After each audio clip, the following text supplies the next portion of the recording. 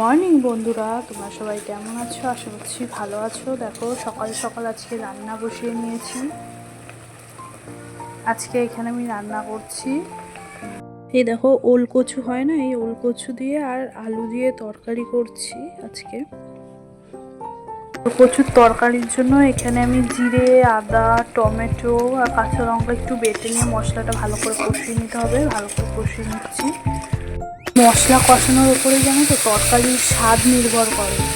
মশলা যত ভালো হবে কষানো, তত তরকারিটা আরও বেশি স্বাদ হবে। এখানে আমার মশলাটা কোনো রকম কষানো হয়ে গেছে। এবার আমি এর মধ্যে কচুটা আর আলুটা দিয়ে দেবো। আর এই কচুটা আর এই আলু দিয়ে বেশ খানিকক্ষণ ভালোভাবে কষিয়ে নিতে হবে।